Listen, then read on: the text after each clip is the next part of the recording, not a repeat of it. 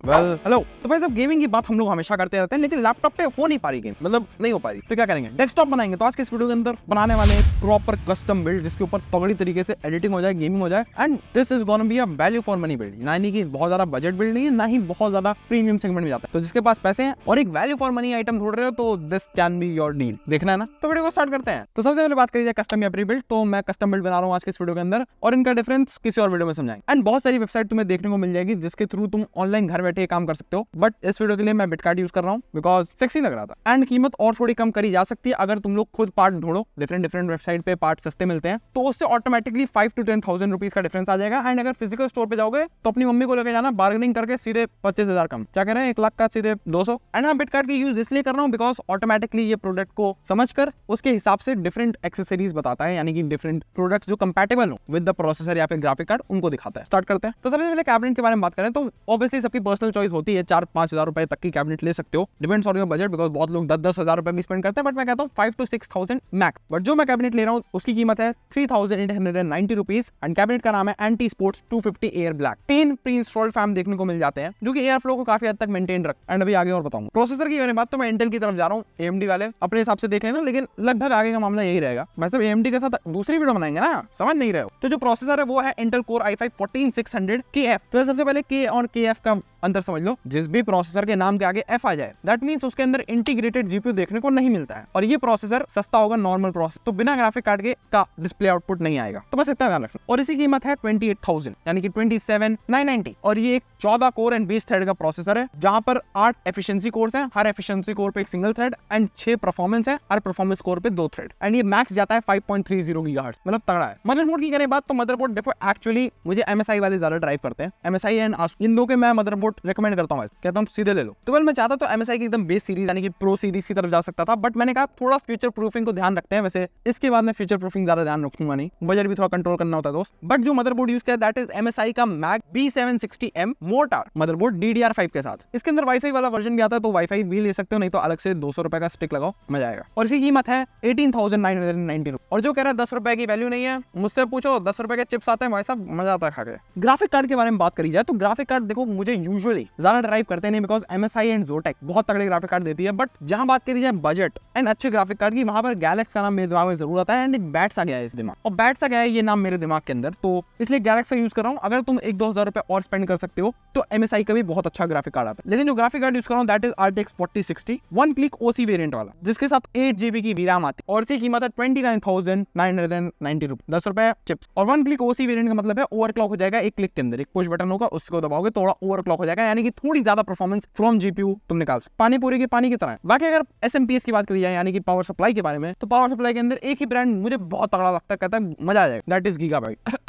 Sorry ऐसा मजाक करने की आदत नहीं दोस्तों, कभी कभी कर देता हूँ। तो जो ब्रांड मुझे पर्सनली बहुत पसंद है दैट इज कॉर्सेयर, बिकॉज अच्छी पावर सप्लाई होती है। कॉर्सेयर की पावर सप्लाई तुम्हें 6,500 की मिल जाएगी, फुल्ली मॉडुलर। लेकिन जो मैं यूज कर रहा हूँ दैट इज कूलर मास्टर, इनकी भी पावर सप्लाई अच्छी होती है। कूलर मास्टर की MWE 650 80 plus bronze 650 watt 80 plus bronze rated, और इसकी कीमत है सिर्फ 5,490 रुपीज। 1000 रुपए बच रहे हैं तो बचाना चाहिए, और अगर तुम्हारे पास है तो तुम दे सकते। स्टोरेज के बारे में बात करी जाए तो स्टोरेज मैंने एक ही रखी है। अब ये बहुत ज्यादा मतलब डिपेंड करता है लोगों के यूज पे, बट मेरे हिसाब से 1 TB की SSD मोर देन इनफ है। एंड जो SSD है दैट इज वेस्टर्न डिजिटल। अगर तुम्हें सैमसंग की लेनी है तो ले सकते हो, कुछ 2-3 हजार रुपए रखेंगे, लेकिन पैसे बचाना मेरा धर्म है दोस्तों, बिकॉज एक्चुअली SSD एक ऐसी चीज है जो तुम फ्यूचर में अपडेट कर सकते हो, बिकॉज एक और का स्लॉट होगा तो लगा सकते हो और अपग्रेड हो सकती है। वैसा कंप्यूटर में पूरी छूट है, कह रहा है अपडेट कर देंगे। लेकिन जो मैंने SSD लिया है that is 1 TB SN580 blue, और सस्ती ले रहा हूँ। इसका ये मतलब नहीं है कि Gen 4 नहीं लूंगा, Gen 4 SSD है जिसकी मैक्स स्पीड जाती है 4150 मेगाबाइट्स पर सेकंड। स्मॉल भी बिट्स होता है एंड बड़ा भी बाइट होता है, तो अगर स्मॉल भी है तो डिवाइड बाई 8 कर। बाकी रैम की बात करें तो रैम के अंदर मुझे कॉर्सेयर पर जन्म का भरोसा है। वेल RGB का ज्यादा इस्तेमाल नहीं कर रहा हूँ, इसलिए RGB वाली रैम के लिए नहीं जा रहा हूँ। अगर RGB की रैम चाहिए तो T4 की काफी हद तक अच्छी रैम आती है, नहीं तो कॉर्सेयर में भी अच्छी रैम आती है, लेकिन थोड़ी एक्सपेंसिव है। 32 GB रैम का यूज किया जा रहा है, 16 GB की 2 स्टिक्स, 5200 मेगाहर्ट्ज पे clock, DDR5 type RAM, that is very important, इसलिए DDR5 मदरबोर्ड लिया। और DDR5 रैम नहीं ले रहे हो तो DDR5 मदरबोर्ड तो ले ही लो, बिकॉज फ्यूचर में रैम अपडेट हो सकती है ना भाई साहब। और इसकी कीमत है 9,990 रुपए। वेल विद दिस बिल्ड मैं ये नहीं रिकमेंड करूंगा कि आप प्रोसेसर के साथ एक और एयर कूलर लगा लो, और जो AIO लगाने के मूड में है तो वो एकदम एक्सट्रीम केस है। अगर तुम्हें ओवरक्लॉक करना है अपने प्रोसेसर को, जो मैं उतना रिकमेंड नहीं करता, मैं कहता हूँ नॉर्मल इंसान के लिए ये मोर देन इनफ है। लेकिन अगर इन केस ओवरक्लॉक करोगे तो वहां पर एक प्रॉपर 240 mm या फिर 360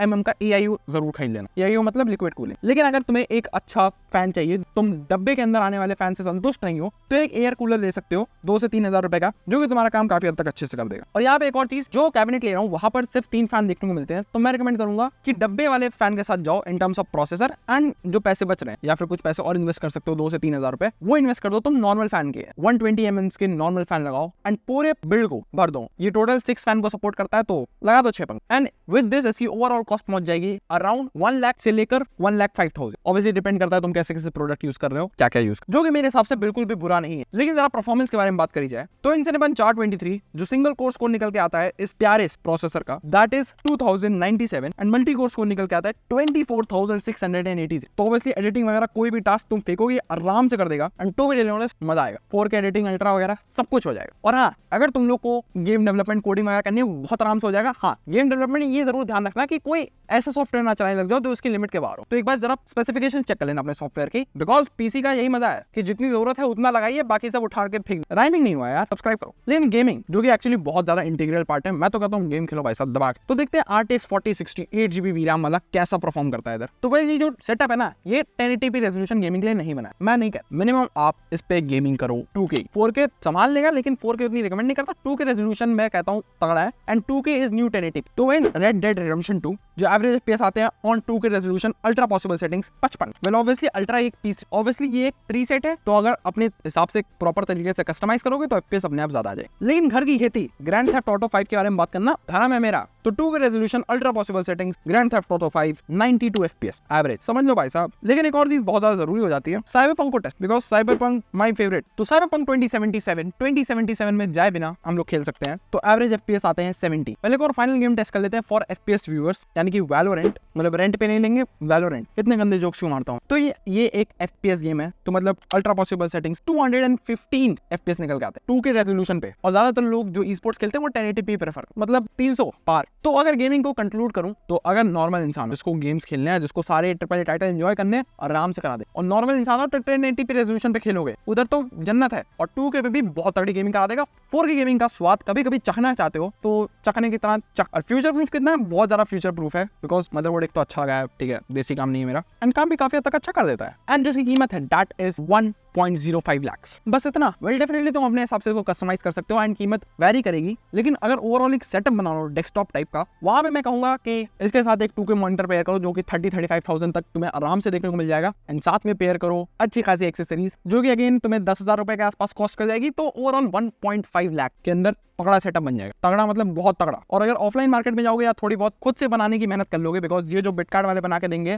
पूरा बना के देंगे, तो अगर खुद की मेहनत कर लेते हो थोड़ी सी, तो ये कीमत ऑटोमेटिकली कम हो जाएगी। एंड ऐसे बिटकार्ड नहीं, बहुत सारी वेबसाइट्स हैं, तो जहां पे सस्ता मिले वहां से लीजिए, because value for money is very important. लेकिन जरा टेम्परेचर के बारे में बात कर लें, बिकॉज इसके अंदर बहुत ज्यादा इंपॉर्टेंट होता है। तो एयर फ्लो के लिए मैं कहता हूँ सामने इंटेक्स के फैन होने चाहिए, एंड पीछे एंड ऊपर की तरफ एग्जॉस्ट होना चाहिए। तो अगर पूरे फैंस का यूज कर रहे हो, यानी कि इसके अंदर मैक्स 6 फैन लग सकते हैं, तो अगर 6 का यूज कर रहे हो तो डेफिनेटली काफी हद तक तगड़ी कूलिंग मेंटेन कर देता है। ये लगभग 80-85 तक जाता है सीपीयू के टेम्परेचर्स। एंड करें बात ग्राफिक्स कार्ड की, तो ग्राफिक कार्ड तो भाई साहब 70 के नीचे ही रहता है। और अगर तुम AIO पेयर करना चाहते हो, तो AIO पेयर करने का सिंपल सा रीजन होना चाहिए कि तुम्हें ओवरक्लॉकिंग करनी है, और नॉर्मल इंसान को ओवरक्लॉकिंग नहीं करनी होती, तो वहां पर तुम AIO के पैसे बचा सकते हो और नॉर्मल फैन कूलर लगा सकते हो अच्छा क्वालिटी वाला। नहीं तो डब्बे वाला भी काम कर देगा, मतलब ऐसा दिक्कत वाली बात नहीं। एंड ओवरऑल लुक्स वाइज भी मैं कहूंगा डिसेंट लगता है ये कैबिनेट। नहीं तो लुक्स बहुत पर्सनल चीज है। कल को अगर मैंने फेस रिवील किया तो आधे लोग को पसंद आएगा, आधे लोग कहेंगे कहां से आ गया लड़का। तो बस यार, आपके वीडियो अच्छी लगी तो लाइक कर देना, चैनल पे नहीं हो तो सब्सक्राइब के बटन को दबा देना। एंड अगर ऐसा कंटेंट देखना है तो like share subscribe, that is very important, that is the only motivation. मैं मिलता हूं तुम लोग से अगली वीडियो में, तब तक के लिए पीस आउट। चैनल पे जाओ, नए वीडियो चेक आउट करो। बाय। भाई साहब इतनी गर्मी है, कसम से 40 डिग्री हो रहा है, रात के 11 बज रहे हैं और मैं नहा चुका हूं पसीने में।